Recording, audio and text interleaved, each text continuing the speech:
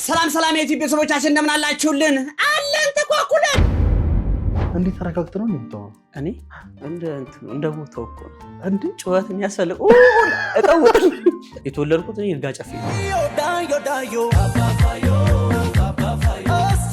ሐዋሳ ላይ በነገራችን ላይ በጣም ትንሹ ሹፌር ነው የነበረው። ሺማ ነው የሚሉ እሺ ሺማ ማለት በሲዳምኛ ትንሹ እንደማለት እስከ ምሽቱ 8 ሰዓት ምናምን ነው የምንቀርጽ። ግን ፖስት አናደርግ። አንድ ስራ ላይ ከ2 ዓመት በላይ መቆየት አልፈልግም። አፍቅረህ ታውቃለህ? ኑሮን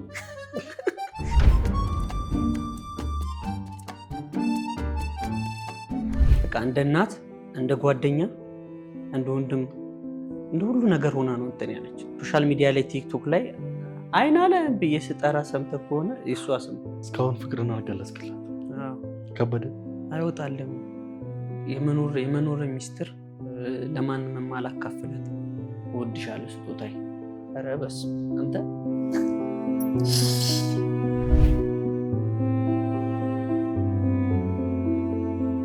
እንግዳ የሆነ ስለመጣ ፍቃደኛ ስለሆንክ ከልብ አመሰግናለሁ። አመሰግናለሁ አልዬ፣ እግዚአብሔር ያክብርልኝ። አንተም አክብረህ ስለጠራኝ ስለጋበዝከኝ ከልብ አመሰግናለሁ። ተሙዬ እንዴት ነው ላይፍ ምን ይመስላል? ላይፍ በጎ ናት፣ በጣም ምርጥ ናት። ነው እንደምታየው ነው። እንዴት ተረጋግተ ነው የምታወራው? እኔ እንደ ቦታው እኮ ነው እንዴ ጩኸት የሚያስፈልግ እጠውጥ በጣም ወድልህ ዩቲዩብ ላይ የምትገባት አገባባለችና እንዴት እንደምወዳት በቃ በተለይ እሷ ለየት ያለች ናት። ኦዲየንሶችን በጣም የሚወዱት እሱ ነው። በጣም ይወዷት። ያችን ቦታ አብዛኛው ህፃናት እንደውም ይዘውታል። ምን ነበር የምትለው? ሰላም ሰላም የኢትዮጵያ ቤተሰቦቻችን እንደምን አላችሁልን? አለን ተኳኩለን። እኛም ከአልዬ ጋር አለን ማለት ነው። እንደዛ ብለን እንገባለን። ዋው በጣም ደስ ይላል። ተሙ ያው እንግዲህ ብዙ ሰዎች ያውቁሃል። ያው ለጋቢ ሾው ግን እንግዳ ነህ እና ተሙን የምናውቀው ወይ ደግሞ የምናየው ነው ወይስ ደግሞ ተሙ አሁን ለደረሰበት ደረጃ ያሳለፋቸው የህይወት ውጣ ውረዶች አሉ? እስቲ ተሙ ምን ይመስላል? ተሙ ውልደት፣ እድገት፣ ላይፍ ምን ይመስላል? ያው በተለይ ሶሻል ሚዲያ ላይ ያለን ሰዎች አብዛኛው በውጣ ውረድ የመጣ ነው የሚታወቀው። አብዛኛው በሚባል ቢያንስ 80% በውጣ ውረድ የመጣ ነውና የተወለድኩት እኔ ይርጋ ጨፌ። ዋው የቡናው ሀገር ታውቃለህ? ይርጋ ጨፌ የይርጋ ጨፌ ቡና እኮ አሁንም እኮ አለ። ይርጋ ጨፌ ነው የተወለድኩት። እሺ ሃይ ስኩል ልክ ሲደርስ 10ኛ ክፍል ምናምን ውጤት ሲቀር ወደ ሐዋሳ ሽፍት አደረገ። ከዛ እኔ ማዘርን ሳብኳት ወደ ሐዋሳ። ከዛ ኑሮ ሐዋሳ ላይ ሆነ። ሐዋሳ ላይ በጣም ብዙ ስራ ሰርተናል። ያልገባንበት የለም ማለት ኮንትሮባንድ ብቻ ነው የቀረን ትላለህ። አልነካኸውም? እሱን አቅም ይጠይቃል። ምን መጀመሪያ ፊልም ቤት ነበረኝ። ፊልም ቤት ነበር ማከራይ ነበረው። ከዛ በኋላ ባጃጅ ገዛው። 2008 ተመረቄ 2009 መንጃ ፈቃድ አወጣው። 2011 አካባቢ ባጃጅ ገዛው። ቁም ምናምን አጠረቃቅመን ምናምን በተበተብለን ያው ዝቅተኛ የኑሮ ደረጃ ላይ ስትሆን ያለ አማራጭ መስራት ብቻ ነው። ምንም አማራጭ የለም። ፈጣሪ ይስጣቸውና ቤተሰብ ያስተማሩን ምንም እርዳታ እንደማይሰጠኝና እድል እንደሌለኝ ብደገፍ እንኳን መደገፈው እንደሌለ ስለነገሩኝ ራስን ይዘህ መውጣት ነው ያለብህ። እንደዛ አደረኩኝ። ባጃጅ ገዛው። ጋሚ ተፍተፍ ብዬ ቁም ምናምን ገባባውና መኪና ገዛው። ዋት ዳማስ ሐዋሳ ላይ በነገራችን ላይ በጣም ትንሹ ሹፌር ነው የነበርኩት። የምሬን ነው ብላለኝ። ሺማ ነው የሚሉኝ። እሺ ሺማ ማለት በሲዳምኛ ትንሹ እንደማለት ነው። ትራፊኮች በጣም ነበር የሚወዱኝ። በጣም ህፃን ልጅ ነበርኩኝና ህፃን ስለ ፊቴ ምናምን ጺም ያን ነበር ቀጭን ነበርኩ ምናምን እንሰራ ነበረ። በጣም ሰራ ነበር እና ስራ ሱስ እስካሁን ድረስ እስካሁን እየሰራ ነው። እስካሁን እንሰራለን። እስካሁን ብዙ ስራ እንሰራለን። እዛ ትንሽ የሆነች መንገጫገጭ ይመጣል። በተለይ እየሰራ ከሆነ የሆነ ሰዓት ላይ የሚመታ ነገር አለ። እዛ መኪና ሲበላሽብኝ ደግሞ ወደ አዲስ አበባ መጣሁ። እሺ ወንድሜ የልጅነት ጓደኛዬ ሁሉ ነገር ያሁን ላይ ግሴ ማንም ያውቁታል። የኔ ኦዲየንሶች ያውቁታል በጣም። ኦኬ እሱ ጋር መጣው ኤክስፖርት ቲም ውስጥ ገባን አንድ ላይ እዚህ 2 ዓመት 3 ዓመት ካገለገልኩ በኋላ ወደ ሶሻል ሚዲያው መጣን። ዋው 2000 ስንት ላይ ነው ዳማስ የነበረ? ዳማስ 2014 ነካ 2014 ማለት 4 ዓመት ኦኬ 2014 2015 እንደዛ አካባቢ። በጣም ደስ ይላል። በህይወትክ ያሳለፍካቸው ቻሌንጆች አሉ? በጣም ብዙ ይሄ ነው የምትለው? በጣም ብዙ። አሁን እንደውም አጠር አድርጌ ነው ነገር እኮ ሳታሳጥረው እስቲ ማለት ኦኬ አንድ ሶሻል ሚዲያ ላይ አሁን ለምሳሌ አንተ የደረስክበት የፍምስና እንዲሁም ደግሞ የተጽዕኖ ፈጣሪነት ደረጃ አለ። በዛ ደረጃ ላይ ሰው ዝም ብሎ የሚደረስ ይመስለዋል እና ለነሱ ትምህርት እንዲሆን እንዴት ነበር እያንዳንዱን ስቴፕ ላይክ ትምህርት ቤት ላይክ እናትህ ያሳለፈችው ነገሮች ይኖራሉ፣ ቤተሰብ፣ ከዛ አንተ ከዛ እንዴት እያደረግክ እንደወጣ ስቴፕ ባይ ስቴፕ እስቲ። ከልጅነት ጀምሮ ነው ስራ የጀመርኩት። ከልጅነት ስል 7 ዓመቴ ምናምን ላይ ሊስትሮ መስራት ጀመርኩ እና እንደነገርኩ ደስ የሚለው የኔ ቤተሰብ በቃ አማራጭ የለም፣ ራስን ትችላለህ፣ ትሰራለህ፣ ትወጣለህ።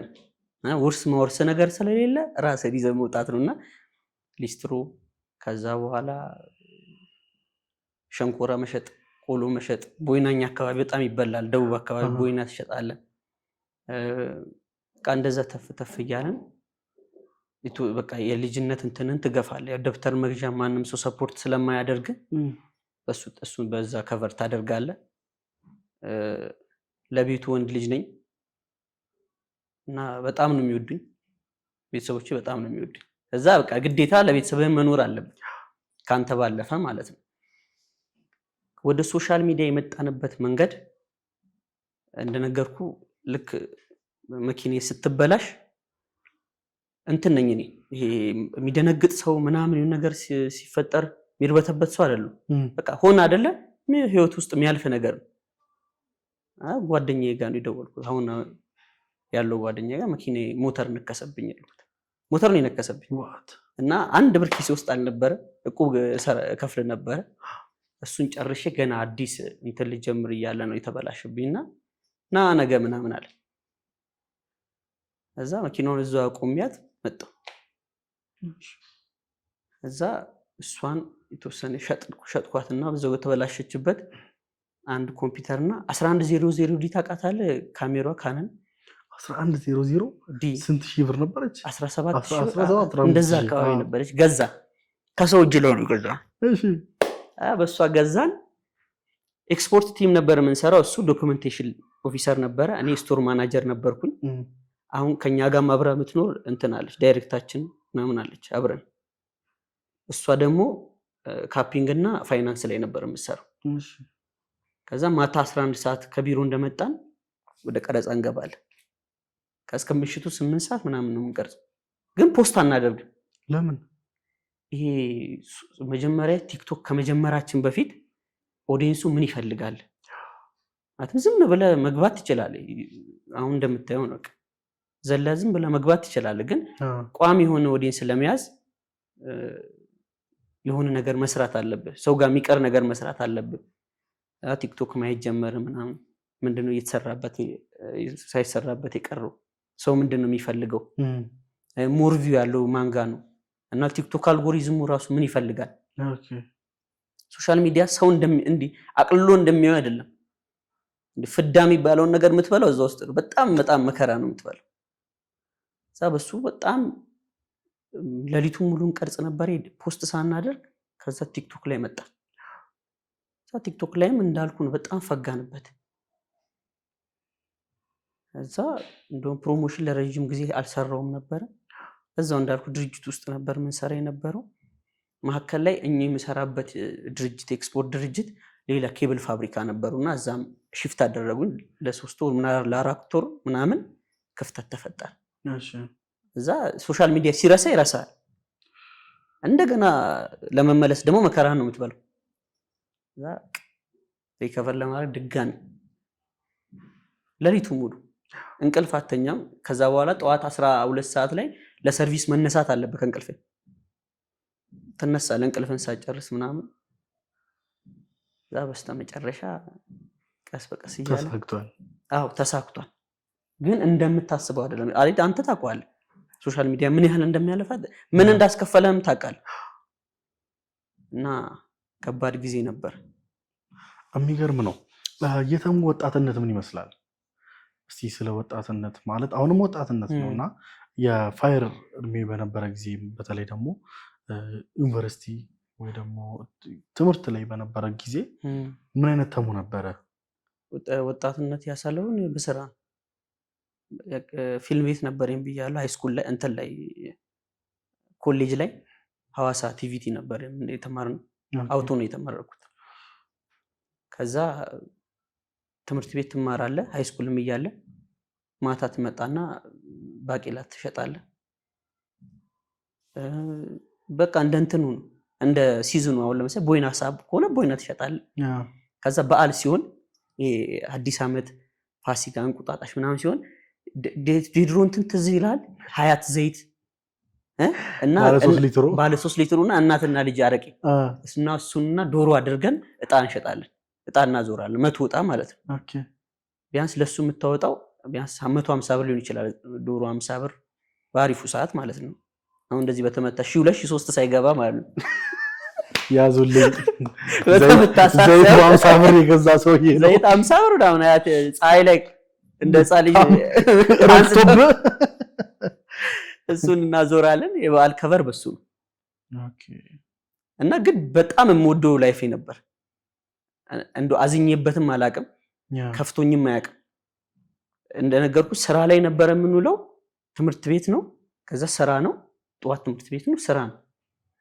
እዛ በስነ ስርዓት የልጅነቴንም ጊዜ የወጣትነቴንም እድሜ በስነ ስርዓት ያጣጣምኩበት። በተለይ ሐዋሳ እያለሁ በጣም የፊልም ቤት ታውቀዋለህ፣ ቀውጤ ሰዓት ነበር ትላለህ። ግን እንደትኑ አይደለም እንደሚባለው አይደለም። አሁን አላማ ካለ ምናምን የሆነ ነገር ይዘህ ቶሎ ለመውጣት ከሆነ እንትን አትቀለድም። በተለይ እኔ አንድ ስራ ላይ ከ2 ዓመት በላይ መቆየት አልፈልግም። ምንም ትርፋማ ያደርገኝ አንድ ስራ ላይ በቃ 2 ዓመት 3 ዓመት፣ እሱንም በቀጣይ ወይ አዲሾ ሌላ ነገር አደርገዋለሁ ወይ ደግሞ ወጣለሁ በቃ ከዛ ስራ። ፊልም ቤት ነበረ 2 ዓመት ምናምን ሰራው።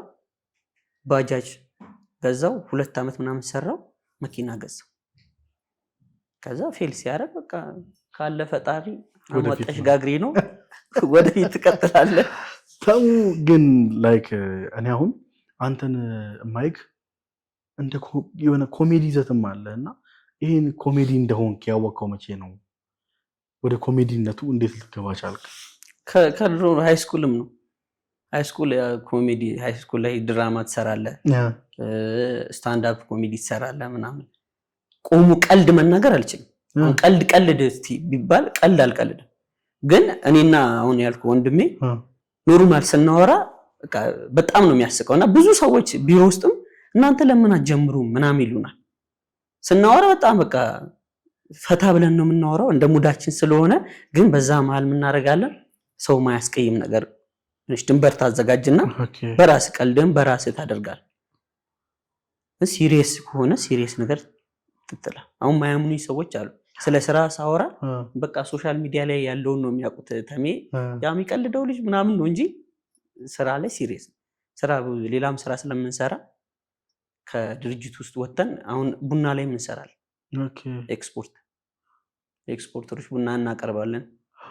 በድርጅቱ ስም ነው ወይስ በራሳችሁ? በራሳችን። ይርጋ ጨፌ አይደል የተወለድኩት አሉ ሳይቶች ምናምን ስላሉ ቡናዎችን እናቀርባለን ለሚፈልጉ ኤክስፖርት ለሚያደርጉ ሰዎች። ያው እንደ ነገሩ ካፒንግ አለን፣ ዶክመንቴሽን የሚሰራ ሰው አለ። እኔ ስቶር ማናጀር ነበርኩኝ። ሶስታችንም እዛው ቡና ላይ ስለምናውቀው ለንግድ አልቸገረን። ቡና ላይ ስታወራ እንደዚህ ሶሻል ሚዲያ ላይ እንደምታወራ አይደል። ሲሪየስ ቀልድ ከሆነ ፈኒ ከሆነ ቀስ እያልክ ታስገባለህ። በጣም ደስ ይላል። ፍቅረኛ አለ እንዴ? ገና ነኝ። ስራውን ስራ ነው። እሺ አሁን ስራ ነው። አሁን ስራ ላይ እሺ።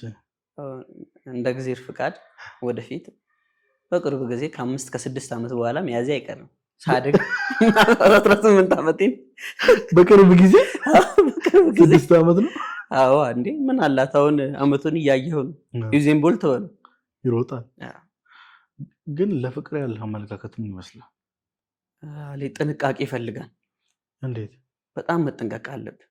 አሁን ስትይዝ በተለይ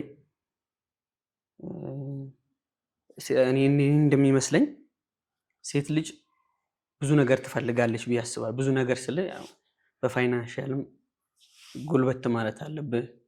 አይምሮህም በጣም ሰፋ ማለት አለበት። ጊዜ መስጠት አለብህ። ያለህን ህይወትህን ከሷ ህይወት ጋር ማኔጅ ማድረግ አለብህ። ገብቶሃል? ለራስ የምታደርገውም ነገር ይኖራል፣ ለሷ የምትሆንላት ነገር ይኖራል። ጊዜ ላንተም ወስደ ለሷም ሰተ አንዳንድ ጊዜ ሊከብድ ይችላል። ያን ደግሞ ማኔጅ ማድረግ የሚችል ጭንቅላት ሊኖር ይገባል።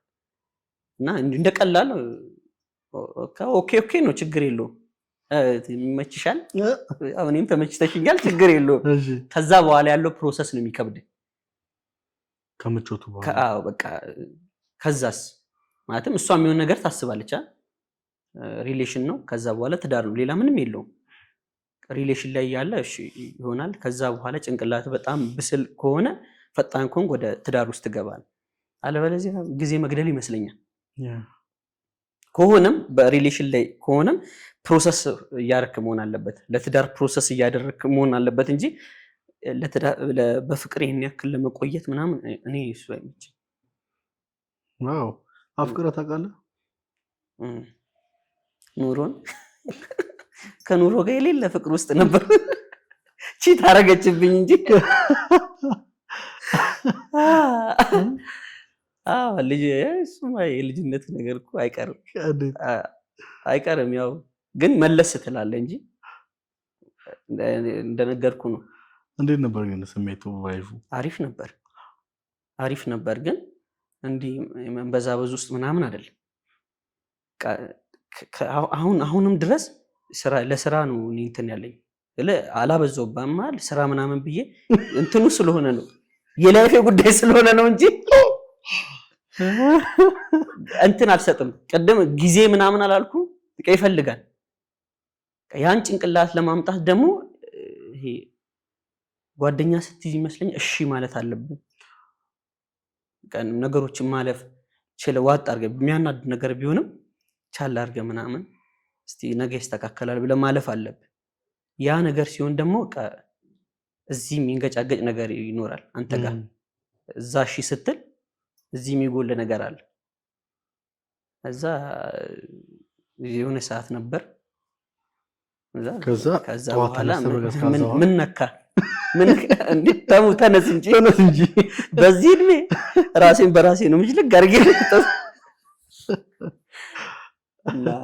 ሰላም ጤና ስጥልን። ቴምር ፕሮፐርቲስ በተመጣጣኝ ዋጋ ቤቶቹን ለደንበኞቹ በማቅረብ ካሉት ሪል ስቴቶች በመወዳደር አንደኛ በመውጣት ይህንን ዋንጫ ተሸልመናል። አሁን ደግሞ የቴምርን ቤተሰብ ለመቀላቀል ላሰባችሁ ደንበኞቻችን በፒያሳ፣ በጋርመንት፣ በሶማሌ ተራ እንዲሁም በአያት አማራጭ ያላቸው አፓርትመንቶችና የንግድ ሱቆችን ሽያጭ ላይ እንገኛለን። እንግዲህ ደንበኞቻችን 100% ለምትከፍሉ ከሆነ 35% እውነተኛ ቅናሽ ሰጥተን በ65% አግሪመንት መፈጸም ትችላላችሁ። 40% ለምትከፍሉ ደንበኞቻችን ከከፈላችሁት ላይ የ25% ቅናሽ ይሰጣለን። እንዲሁም ደግሞ ከ10% ጀምሮ በመክፈል ቀሪውን በ15 ዙር እየከፈላችሁ የቤት ባለቤት መሆን የምትችሉበትን ቴምር ፕሮፐርቲ ሰፊ ድል ይዞላችሁ ስለቀረበ ይህ ቅናሽ የሚቆየው ለጥቂት ቀናቶች ብቻ ስለሆነ ፈጠን ብለው በመምጣት እድሎትን ይጠቀሙ። በ2018 ምን ይፈልጋሉ? እኛ ትንሱ ስቶሮች ለእናንተ ቆንጆ አልባሳትን ይዘን መተናል። ማንኛውም የባህል አልባሳት ከፈለጉ ትንሱ ስቶሮችን ሳያማክሩ እንዳይገዙ።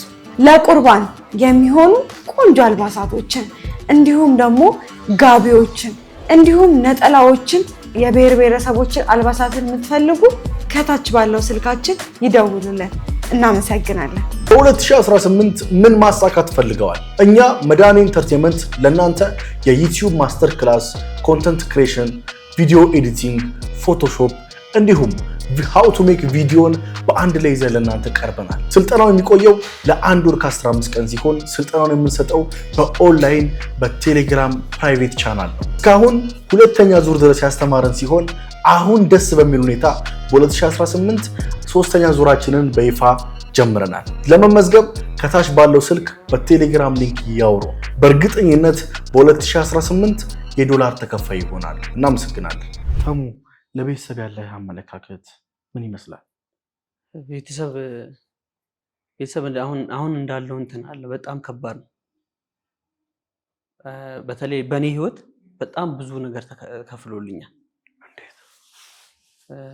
የቤቱ ወንድ ልጅ ነኝ ብያለሁ። በተለይ ማዘር እኔን ለማሳደግ በጣም ብዙ ነገር ከፍላለች። በጣም ብዙ ነገር ስልን በቃ እንደ እናት፣ እንደ ጓደኛ፣ እንደ ወንድም፣ እንደ ሁሉ ነገር ሆና ነው እንትን ያለች። ተጫዋች ናት እንደኔ። ሶሻል ሚዲያ ላይ ቲክቶክ ላይ አይን አለ ብዬ ስጠራ ሰምተህ ከሆነ የእሷ ስም የማዘር ስም። ኦኬ አሁን ላይ እየተረዳ ነው አይደለም የእናትነትን የአባትነትን የቤተሰብን ስሜት እየተረዳ ነው አይደለም።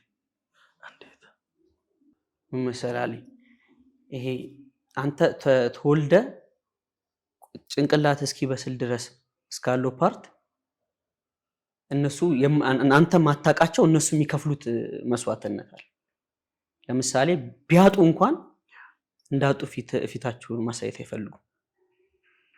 ማዘናቸውን ማሳየት አይፈልጉም። በቃ አንተ ብቻ ተማር፣ ደስተኛውን ልበስ፣ ይመረብህ፣ ጤነኛ ሆነላቸው። አሁን ላይ እየሆነ ያለው ቀለል አድርገን ሶሻል ሚዲያ ላይ ወተን የምንሳደበው እናት ነው አይደል? አባትን እንሳደባለን። ለአንድ ደቂቃ ምናምንም ዝም ብሎ ለኛ ቀላል ነገር፣ ግን አንድ ልጅን ለማሳደግ የሚወጡት የሰው እጅ የሚያዩበትም ጊዜ አለ። ካልበላ ከራበ ጎረቤት ሄደው እስቲ አንድ እንጀራ ለልጄ ብላ መምጣቱ አይቀርም። በቃ ፈልገው እኮ አይደለም፣ ግን በቃ አንተ ርቦ እንድታደር አትፈልግም። ያለችውን አሟጣ ድስቷን ጠርጋ በልቻለሁ እኔ ብላ ውሃ ጠጥታ ለአንተ ትሰጣለች። አልተረዳንም፣ ጭራሽ አልተረዳንም። አሁን ላይ እንደውም ቀልድ ራሱ እየቀለድን ያለ ነው እናት ላይ አባት ላይ። ብልግናችንም ሁላ እዛ ላይ ሆነ እና ለእኔ ቤተሰቤ በጣም ውለታ ውለውልኛል። አንደኛ እኔን የመሰለ ልጅ ወልዷል። ሁለተኛ እስከዚህ ድረስ እስከደርስ ድረስ በጣም ብዙ ነገር ከፍሏል። እስካሁን ድረስ በህይወቴ በጣም ደስተኛ የሆንኩባት ጊዜ እናቴን ያቆረብኩበት ቀን። መጀመሪያ ምርጥ ብር ያገኘው ሰዓት በዩቲዩብ አክሱም ይዣት ሄጄ ነው ያቆረብኳት። ትልቁ ደስታ የእሱ ነበር። ስለ አሁን እሰይ ተመስገን ስትልና ታስባል። ገና መክፈል ያለብህ ነገሮች አሉ። የተከፈለልህ ነገር እንዲህ ሰተው አውጥተህ የሚያልቅ አይደለም። ማለትም አሁን ላይ ነገሮች ሰፊ ናቸው፣ ቀለል ያሉ ናቸው። ገንዘብ ለማግኘት በጣም ቀላልም ሊሆን ይችላል። በዛ ሰዓት ግን አይደለም ገንዘብ ለማግኘት ምግብ ለማዘጋጀት ከባድ ጊዜ ነበር። ተረድተኛል። እና እየመከሩኝም በልጅነቴ ትልቅ ሰው ጭንቅላት እንዲኖረኝም አድርገው ነው ያሳደጉኝ። መስራት አለብን፣ ብትንገዳገድ ማንንም መደገፍ አትችልም። በቃ ከሌለ የለንም ማለትም የዚህኛውን ጊዜ ያበለዋል፣ ያጠጣዋል፣ ያኖረዋል፣ ያለብሷል፣ ደብተር ምናምን ይገዙልሃል። ግን ወደፊት ያለ ራስህ ስለሆንክ ተዘጋጅ። ቀማች ወርዱን ይሏል። የዛን ሰዓት ቆም ብለህ ስታስብ ቤተሰብ እኔን ለማብላት አንድ እንጀራ ከጎረቤት ለመለመን ከወጡ ያን ነገር መቀልበስ ነው ያለበት። ሌላ ምንም አማራጭ የለም። እዛ አፈርድሜ ገጠት ትሰራለህ። ለዛም ነው መሰለኝ የስራ ሱስ ያዘኝ። የቤተሰብን ላይፍ የመቀየር እልህ ነው። ሰው ሲሰጥ ሁላችንም እንታበያልና ያን ፊት እንግዲህ ተቋቁመው ነው ገርፎ ይዞልኝ የሚመጡት። ያን ያህል ሌክዠሪ ህይወት እንኳን ባታኖራቸው ሰው መኖር ያለበትን ህይወት ማኖር አለበት፣ ግዴታ ነው። ልጅ እስከሆንክ ድረስ በልተህ ጠጥተህ ላሻቀበሮ የምትለውበት ህይወት አይደለም። ጸበል ጻድቅ ምናምን አለው እግዚአብሔር ይስጥልኝ ብለህ የምትወጣው የተቀበልካትን ነገር ሙሉ መክፈል አለብህ። በየአመቱ እኮ ጭንቀት ውስጥ ናቸው ታውቃለህ። በየአመቱ ይጨነቃሉ። እንዴት አሁን አመት ሲመጣ በተለይ አሁን ቅርብ ጊዜ ምራሱ የሰማሁት ነው። ቆሞ ሲያወሩ እኔ ከብሎክ እንዲወረድኩኝ ቀይ አመት አዲስ አመት አለ፣ የትምህርት ቤት ክፍያ አለ፣ እንደገና መስቀል አለ ምናምንና ሳስበው ያኔም እንደዚህ ነበር። መስከረም ሲመጣ አዲስ ልብስ ነው ልጅ የሚለብሱ፣ ደብተርም አዲስ ነው፣ ቦርሳም አዲስ ነው። እዛ በቃ ያን ጭንቀት ተጨንቋል። እንደዛ ከሆነ ከአመጣ ያመጣችውን አመጣ ማምጣት አለብህ አንተም። ለዛ ሲባል በ7 ምናምን አመቴ ነው የጀመርኩት ስራ።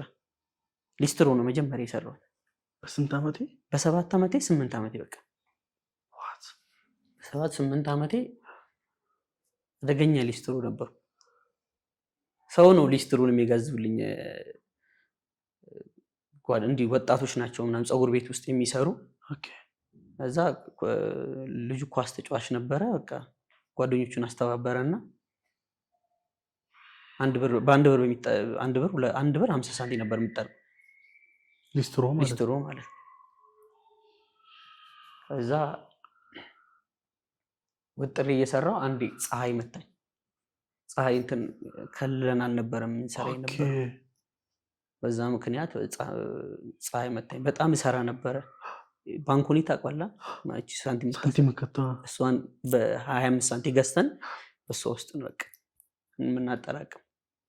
አታወጣም። ኋላ ለቀለምና እንትን መግዣ ብሩሽ መግዣ ነው የምታወጣው ከዛ ውስጥ። እና እልህ ነው የሚያሰራው። ምንም አይደለም። በሰዓቱ እኮ ወይ ደግሞ የሆነ ህይወት መሻገሪያ ሊሆን ይችላል ያ ነገር። ግን በዛ መሃል የምታጎለብተው ምንድነው? የስራ ፍላጎትን ከስራ የመስራት ፍላጎት የዛን ሰዓት ነው የሚነሳው። ቁጭ ብለህ ፀሐይ እየመታ የሰው ፊት እየገረፈ ምትሰራ ከሆነ ያልፈልሃል። አንተ ብቻ አይደለም ያልፈልህ፣ ቤተሰብን ጭምር ነው። ለቤተሰብ ከፍላ አጨርስም። ምንም ብታደርግ አሁን ላይ አትከፍለው። አንደኛው ትልቁ የነሱ ስኬትና ደስታቸው ምንድነው? ያንተ ማግኘት ብቻ ነው። ሌላ እኮ ምንም ካንተ አይፈልጉ። ወርቅ ብታነጥፍላቸው ተመሳሳይ ነው ከበፊት ጋር ያለው ፍቅራቸው። ግን ግዴታ ነው ማክበሩ መውደዱ። እሱ እንደሆነ ሆኖ ማልበስ፣ ማብላት፣ ማጠጣት እንደገና ለነሱ መሄድ ግዴታ ነው። ባጭሩ የምትገልጸው አይደለም። ዋው የሚገርም ነው። ያንተ እናት ምን አይነት እናት ናት? እስቲ እናትን ግለጻት።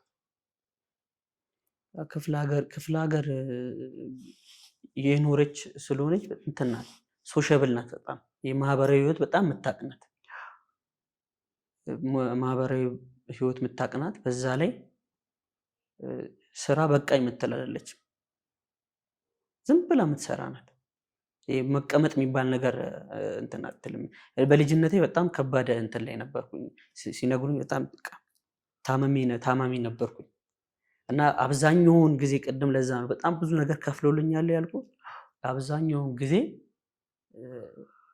እኔን ለማስታመም ነው። የልጅነት ቁስል ምናምን እንትን የሚል ነገር አለ፣ አለርጂኮች ምናምን ልጆች ላይ የምታያቸው ነገሮች እኔ ላይ በጣም ይከፋ ነበር እና ለዛ ክፍለ ሀገርም ስለነበረ ይሄ እንትን ዘመናዊ ሕክምና የምትለው አልነበረ ማለት ነው። በቃ በጣም ለዛ እንትን ለማዳን የሚሆን እንትን አልነበረ እና ባህላዊ ጋር ትሄዳለች በጣም እና አንዴ ሀያቴ ናት የነገረችኝ እና አራሞ የሚባል ቦታ አለኝ አካባቢ። አራሞ ማለት ይሄ እንትኖች ፈረንጆች መተው ሕክምና የሚሰጡበት ወደ ገጠር ነው በጣም። እዛ ይዘውኝ ሄዱ እና መድኃኒት ተሰጠኝ። አረንጓዴ ቢጫ ቀይ የሆነ መድኃኒት ተሰጠኝ። ዋጥ ብለውኝ ማለት ነው። ባንዲራን ያስወጡኝ እና እሱ ሰጡኝ ይመስለኛል። ለረጅም ሰዓት ተኝቻለሁ እና በቃ ሞቷል ተብሎ የሆነ ሰዓት ላይ ምን አለችኝ ብሎ ብለህ ጸጥ አልካሉ። ከዛ ቤት መጠረግ ተጀመረ ምናምን ለቅሶ ማለት ነው። ልጅ ነበርኩ በቃ ሞቷል ብለው እርምሽን አውጪ ብለዋት ማለት ነው። ከዛ እንደ አጋጣሚ ሆኖ እኛ ሀያታችን ቤት የተከራየች ዶክተር ነበረች እና ከዛ ምንድን የሰጣችሁት መድኃኒት ምናምን ብላ ስታያ በቃ የእንቅልፍ መድኃኒት ነው ስተኛ ከነቃው ስለማቀው ምናምን ደም ይፈሳል ምናምን እሱን እንትን ለማለት የእንቅልፍ ሽልብ እንዲያደርግና እንዳትነካከው። ኦኬ እዛ ያን ሁሉ መከራ አይታለች እና አንድ እህት አለችኝ፣ ታላቅ እህት ሐዋሳ ነው የምትኖረው። እሷም እንደኔ ቀልደኛ ተጫዋች ናት። ወደ ሐዋሳ የወሰደችኝ እሷ ነበረች።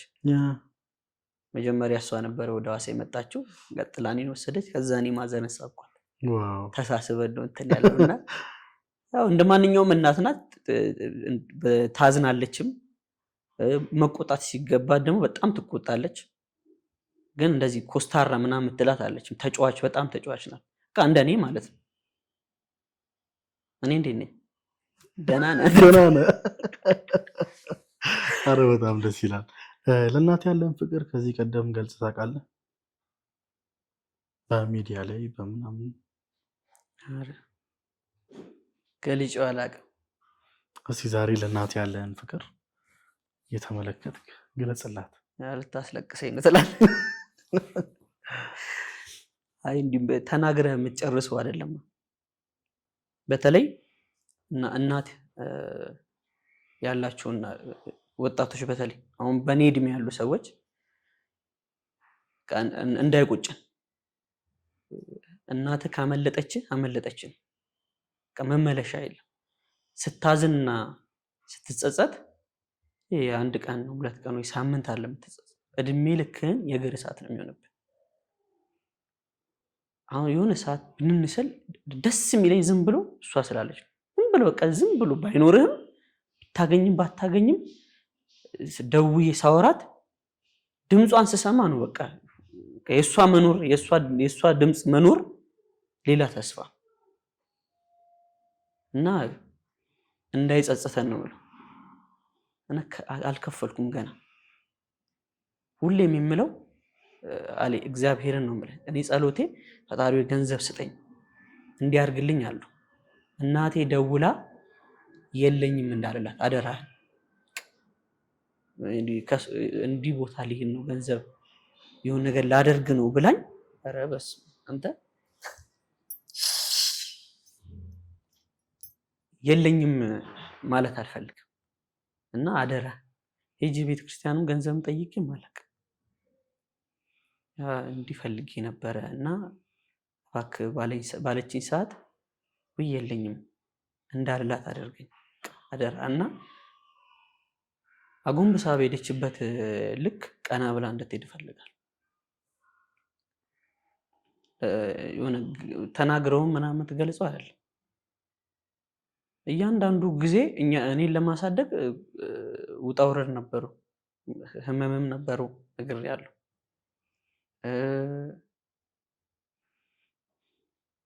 የሰው ፊት ማየት ነው በጣም ከባዱ። እግዚአብሔር ፊት ሊሰጥ ነው የምትቆመው። ሰው ፊት ልትገመገምም ሊሰጥህም ወይ ልትከለከልም ጭምር ነው የምትቆመው። ያን ችለው ነው የሚቆሙት እና ገና አልከፈልኳትም ማርያምን እና ከሰጠኸኝም ከምሰጣት ከሆነ ነው ሰጠኝ፣ አለበለዚያ ከልክለኝ፣ መጥፊያ ነው የሚሆን። አይኑ ከቡ ቀላል ፈረለች።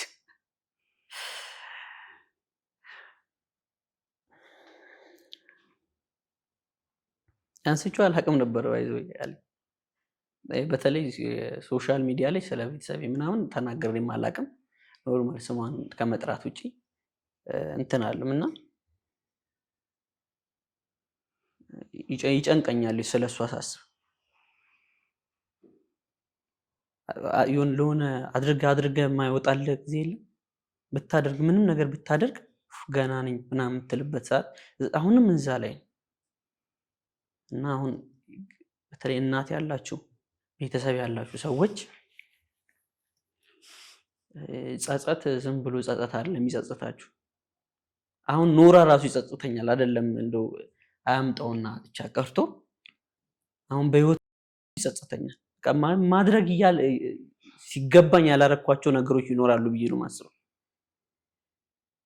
እና እናት ከባድ ናት። ያይች ነው አሁን ለምሳሌ እናትክ እስካሁን ፍቅርን አልገለጽክላት? አዎ ከበደ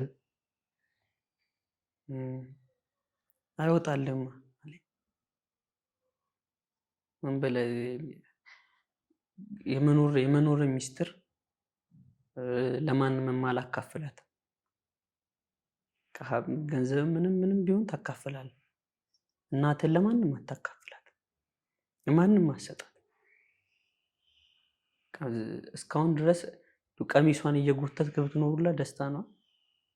ከኔ ደስታዬ ነው። ያን ከባዱን ጊዜ ነው ፈረው እሷ ናት ካንተ ያስቀድመኝ ምናምን የምትለውና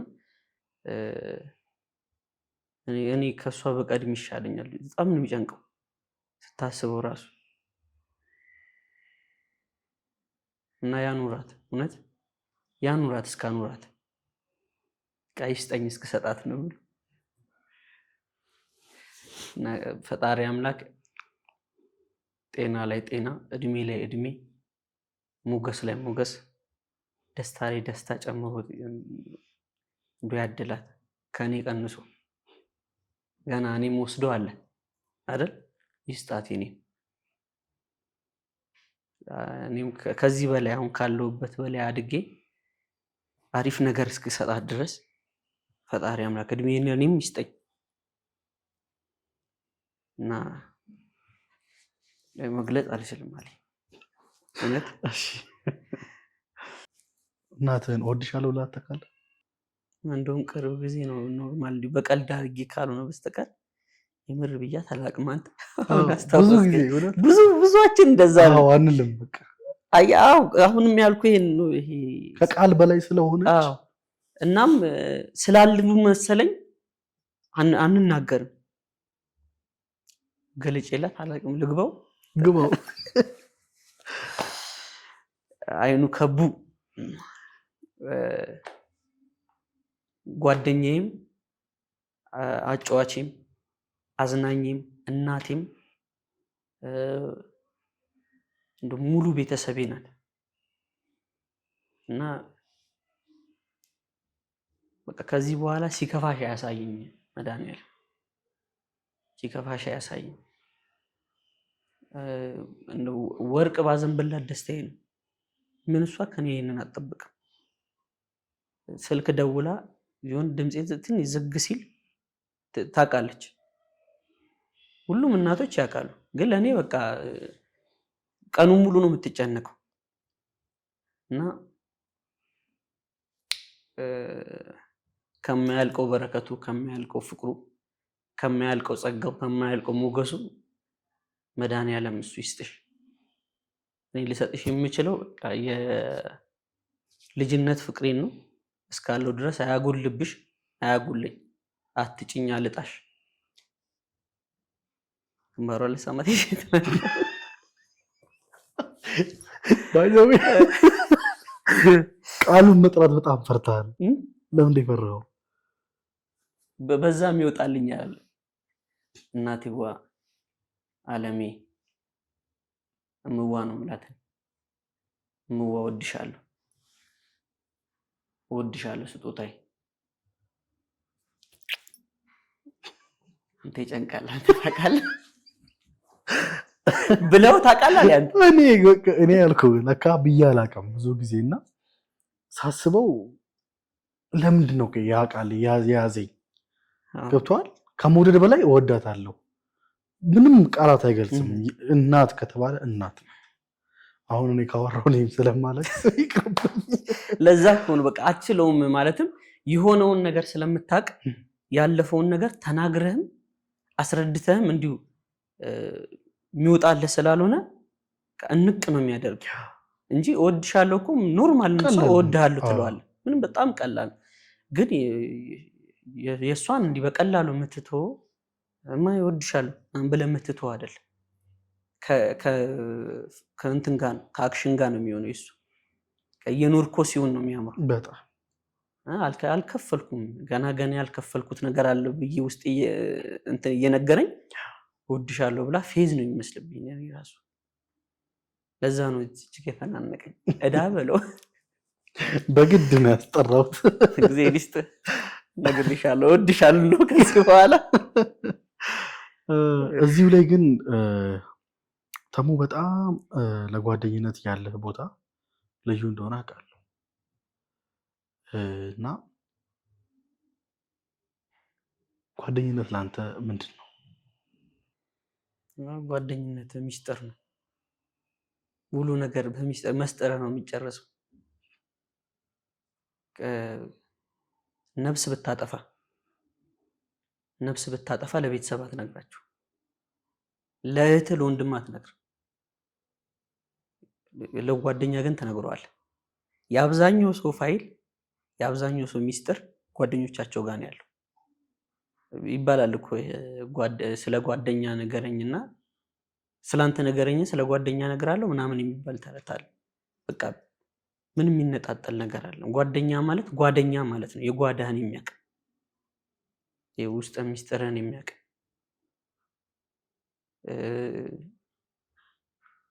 አሉ ብዙ ይሄ 50 ዓመት 60 ዓመት 40 ዓመት የቆዩ ጓደኝነት አለ። ከእግዚአብሔር ሲያድለ ነው።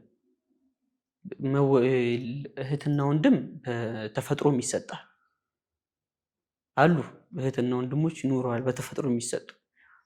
ጓደኝነት ፈጣሪ ፈልጎ መርጦ ነው የሚሰጥ፣ እንድትማርበት እንድትኖርበት። በቃ ወጣትነትንም እርጅናንም እንድታሳልፍበት። ጓደኛዬ 20 ዓመታችን ነው 10 ምናምን ዓመታችን አብረን በጓደኝነት የጠነከረ ጸብ የተጣላ ነው። በጣም ያኮረፈኝ እሱ ሲመረቅ አንድ እግዚአብሔር ይመስገን አንድ ቀን የተጣላ ነው። 2009 እሱ ሊመረቅ እዚህ ነበር የሚማረውና ሊመረቅ ያጠረቃቅም ምናምን መጣው እና ለሱ ስጦታ ልገዛለት ነው። እዛ የሱ ቤተሰቦችን መጥቷል። አንድ ላይ ነው የመጣ ነው ምናምን። እዛ ኩሪፍቱ እንሂድ ከጓደኞቻችን ጋር አለኝ። እዛ እኔ ላንተ ነው ይዤ መጣሁት። የዛን ቀን አኮረፈኝ። በጣም መጥፎ በቃ ለመጀመሪያም ለመጨረሻም ጊዜ የሚያስፈራ ፊቱን ያዩት የዛን ሰዓት እንደ ምን ስቀው 2009 ማለት 9 ዓመታችን ነው። ረጅም ጊዜ እና በጣም የሚያስፈራ ፊቱን ያዩት የዛን ሰዓት። አንድ ቀን ተጣልተን አናውቅም። ይሄ የኔንም ባህሪ እንዲይዝ ያደረገኝ እሱ ነው። ስራ ላይ ቀልድ አያውቅም። ልክ ነህ ብሎኝም አያውቅም። ልክ ነህ ብሎኝ አያውቅም። እንዴት ልክ ነህ ማለት? አሁን ለምሳሌ ልክ ነህ የሚሉ ሰዎች ይዘው ገደል ነው የሚገቡት። ታውቃለህ? ልክ ነህ የሚሉ ሰዎች ይዘው ገደል ነው የሚገቡት። ምክንያቱም በቃ እኔ ፐርፌክት ነኝ ብለህ የምታስበው አለ። ልክ ነህ አንተ ትክክል ነህ አላዛር፣ ይሄ እኮ ልክ ነህ ከሆነ በቃ አንተም ለራስህ ሁሌም ልክ ነህ። የዛን ሰዓት ምንድነው የምትሆነው? ምክርም አትሰማ። ሁሌ ልክ ነህ ብለህ የምታስብ ከሆነ የሆነ ሰው ጋር ስህተት የምትፈልገው እንጂ አንተ ግን ምንም ሁሌም 100% ልክ ነህ። እንደው ቢለኝ ልክ ነህ እንኳን ቢለኝ ልክ ነህ፣ ግን ይሄ ነገር ልክ አይደለም ማለትም የመጣህበት መንገድ ልክ አይደለም፣ ወይ የተናገርክብን መንገድ ልክ አይደለም። ስህተቴን አሽሙንሙኑ ነው የሚነግረኝ። እዛው እስካሁን ድረስ የሶሻል ሚዲያውንም ማኔጅ የሚያደርገው እሱ ነው። ካሜራማኑም እሱ ነው። ሁሉን ነገር የሚሰራው እሱ ነው።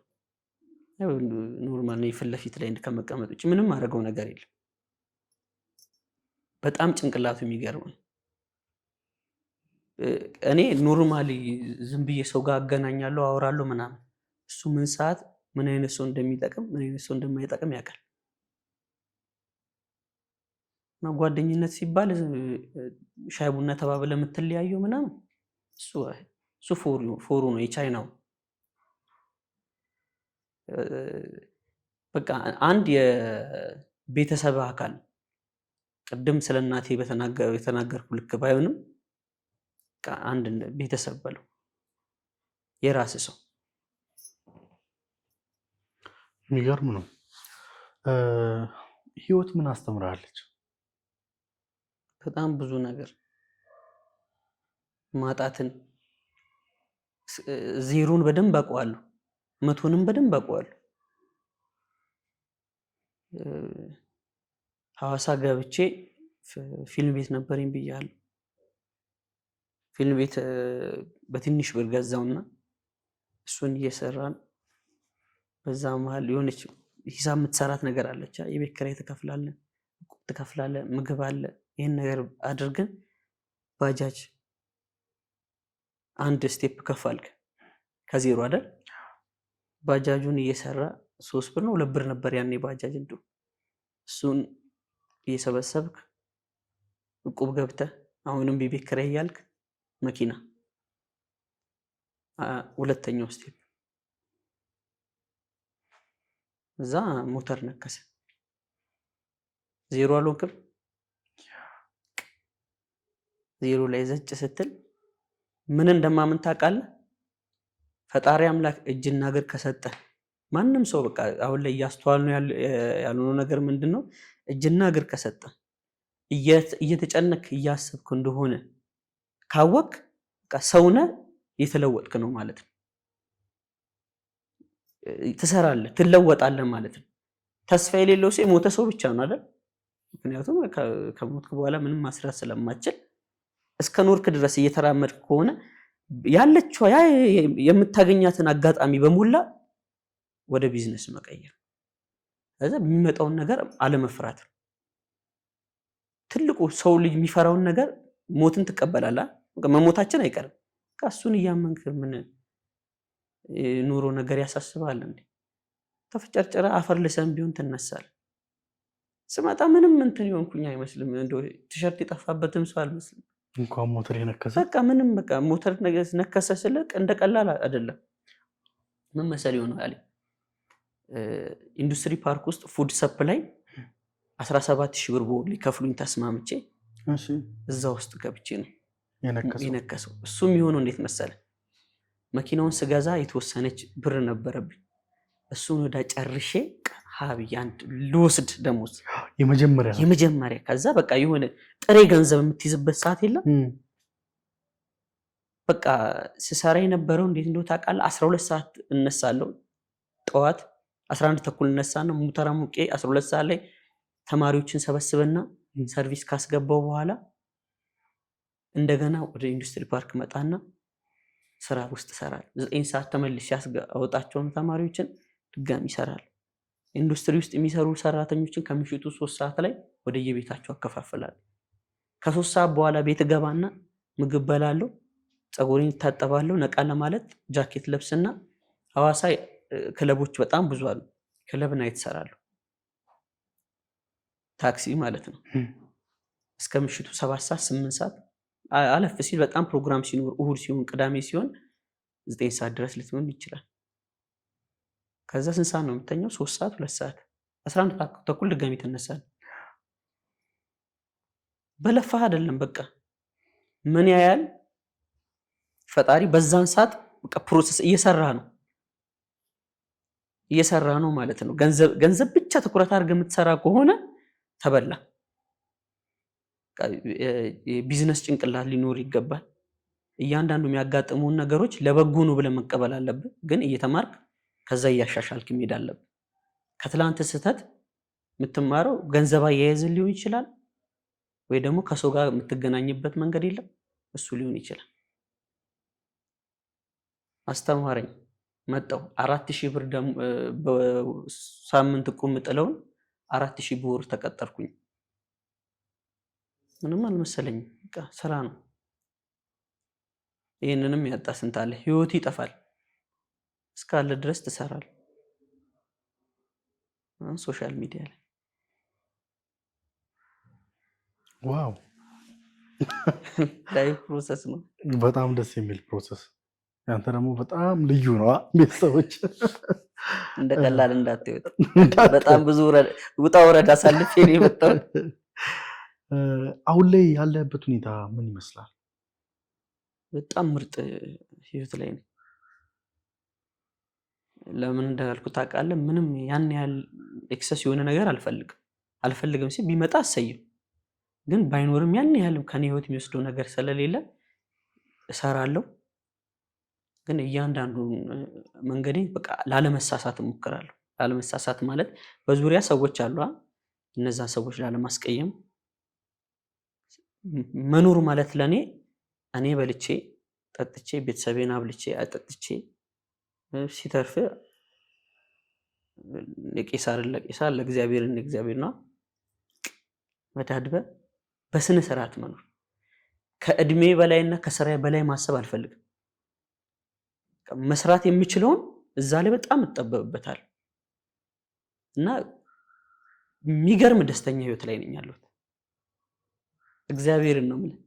በቃ ምስቀውም ሳቅ ኢቭን ባዝንም ትክክለኛ አዘኔታ ነው። ብስቅም ይሄ ማስመሰል ሳቅ አይደለም።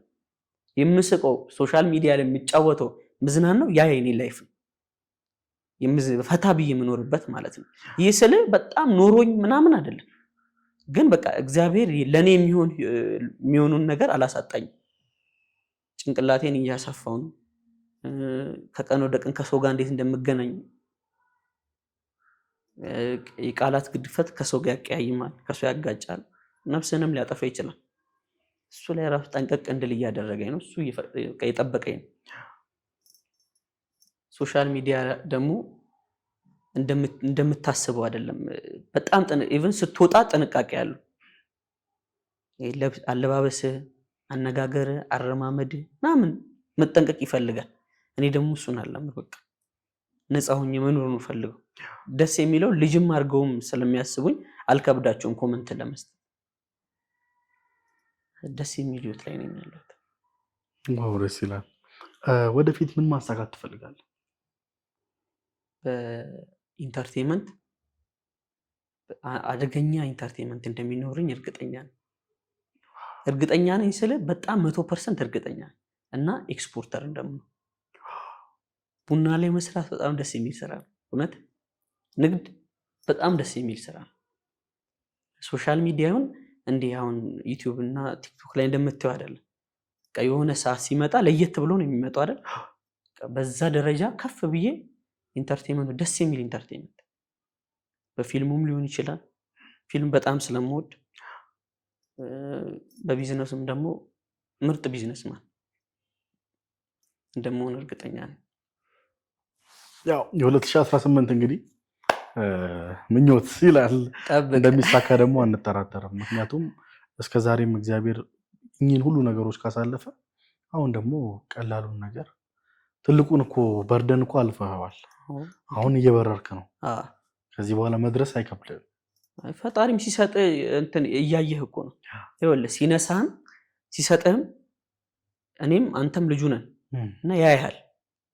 ሲሰጥህ አመስጋኝ ሆነ ካለ ላይ እንደምታካፍል፣ ሲነሳ ደግሞ በሰጠህ ልክ ብቻ እያመሰገንክ እንዳልሆነ ስላኖረህ ብቻ ምስጋና ራሱ ስላኖረህ ራሱ በቂ ነው። ስለተነፈስክ የአልጋ ቁራኛ ከሆንክ እንደገና ሌላ ቦታ ላይ ዲፔንድ የምትሆን የከፋ ነው አለ። በቃ የኖርክ ስለሆነ ተመስገን፣ እየተነፈስክ ስለሆነ ተመስገን። ኮቪድ ሰዓት ትዝ ይልሃል? ኦክሲጂን እየተሸጠ የነበረ ሰዓት ቀኛ ማንማረው ለዛ ነው። በቃ ተመልከት፣ የኦክሲጂን እንትን በክፍያ በደቂቃ እየተከፈለ ነበረ። እኔ ሐዋሳ ነበርኩ በዛን ሰዓት እና የሆነ ሆስፒታል ገብተን እያጣጣሩና ኦክሲጂን ከመግዛትም አልፎ የለም ጠፍቶ ነበር እና እኔ እጥፍ አድርጌ እገዛለሁ ምናምን የምተነፈሰውን እንትን ከሰው ጋር ቁጭ ብለህ ስትደራደርበት ፈጣሪ ያንን ነው በነፃ የሰጠ እና ማን አመሰግነው? እውነት ዝም ብለህ የምታመሰግን እንደ ጅል ማመስገን ካለብህ እንደ ጅል አመስግነህ መኖር ነው። ከዛ ኦኬ በቃ የልጅ እቺን ሰጥቼው ካመሰገነኝ ብጨምርለት ራሱ ያሳፈረኝ ብሎ ዝም ብሎ በጀት ለቀቅ ያደርግልሃል። ከዛ የስራህ የሆነ ነገር ፍሪታ ያለ አይደል ወይ ፈጣሪው የሰጠኝ እና እቺንማ ከመበላት ላይ ብለል ሆነው ስሰጥ ሰጥቼው አጠገቡ ያለውን አልረሳም አይደል? ቢጨምርለትም ቦታ አይሰጥም። ቢጨምርልህ አንተ ፕሮሰስ ላይ እንደሆንክ ስራህን ነው የምታስበው፣ ግን ላይፉን እየኖርከው አንድ የምትፈልገው ኢንትሪሊየን ብር ቢሰጥህ እንደ ትልቁ ቢባል አላዛር ቤት ከመግዛት መኪና ከመግዛትና ንጹህ ልብስ ለብሰ ምግብ ከመብላት ውጪ ምን የምታደርገው ነገር አለ? ምንም አታመጣ። ምንም በቃ ትቀበራታለህ። ሽሙንሙን ብለህ ትቀበራታለህ። ትሞታታለህ። ግድ ነው ጽድት ብለህ ትሞታታለህ። መኖር ካለብህ ግን ላይፍ ፕሮሰስ ነው። ያንን እያስኬድክ ነው። የምታመሰግን ከሆነ ይጨመርልሃል። እየየ ከሆነ እየየ ነው ክፍያ። ከላይ ነው ትእዛዙ። ዋው በጣም ደስ ይላልና የነበረን በጣም ቆንጆ ቆይታ ነው። እንግዲህ ዛሬ በመጨረሻ ማለት የምትፈልገው ማመስገን የምትፈልገው አካል ካለ? ማመስገን የምፈልገው መጀመሪያ ስለጋበዝከኝ አክብረህ ስለጠራኝ እንደ ታላቅ ናልኝ ብለህ እንደ ታናሽ ስለጠራኝ ከልብ አመሰግናለሁ። አንተም በነገራችን ላይ ያንተን አንድ ቪዲዮ አይቼ ነው የሆነ ሰዓት በጣም ፐርፌክት ሆኜ ዩቲዩብ ስንሰራ የነበረው። ምንድነው ያልከው? አንድ ዩቲዩብ ላይ ኮንስታንት ሆናችሁ ስሩ፣ አንድ ነገር ላይ ኮንስታንት ሆናችሁ ስሩ የምትል የሆነች ቪዲዮ ክሮፕ ተደርጋ ተለቃ ነበር ያንተና ከዛ ኦኬ ነገር ይጠቅማል ወይ ዩቲዩብ ላይ ቲክቶክ ላይ ላጋር ግን ወደ ዩቲዩብ ነው የገባን። የሚገርም እንትን ያመጣን ለውጥ ያመጣና ሰው የሚመክራችሁን ስሙን። ሰው ዝም ብሎ የመምከር አባዜ የለበትም። ቢጠቅምም ባይጠቅምም ሰምቶ የሚጠቅመን ከዛ ውስጥ ማውጣት የኛ እንትን ነውና ጓደኛዬን በጣም ነው የማመሰግነው። አሁን ዝም ብዬ ኖርማል ተሙ ነበረ። እሱ ስላለ ወገቡ ጉብጡ ነው ኤዲት አድርጎ ነገሮችን ክሬት አድርጎ ለዚህ ደረጃ ያደረሰን ዋናው አለ። እሱ የማይነካ ነው፣ እሱን ይወስዳል። መድኃኒዓለም ክብሩን የሚወስድ። በስተመጨረሻም ቤተሰቦቻችንን ያንተንም ቤተሰቦች ያንተ የሚገራርም ኦዲየንሶች እንዳሉ አውቃለሁ፣ እከታተላለሁ። ለዛ ነው አመሰግናለሁ። እና እንወዳችኋለን። ሰብስክራይብ ሳያደርጉና ላይክ ሳያደርጉ መውጣት ደግሞ እንደ ባዕድ አምልኮ ነው የሚቆጠረው። እኛ ጋር ባዕድ አምልኮ ኢትዮጵያ ውስጥ የተከለከለ ነው። አዎ ከወዲሁ ገዝተናል። አደርጋችሁ ውጡ ተናግረናል። በጣም አድርጌ ነው የማመሰግነው። በመጀመሪያ ያው ጥሬን አክብረክ ስለቀረብክ ስለመጣ ከልብ አድርጌ አመሰግናለሁ። እግዚአብሔር ያክብርልኝ። ልታስለቅሰኝ ነው እንዴ? ውድ የመዳን ዩቲዩብ ተከታታዮች የዛሬው የጋቢ ሾው ፕሮግራማችን ይህን ይመስላል። በቀጣይ አዲስ እንግዳ እስከምንገናኝ ድረስ ይመቻችሁ።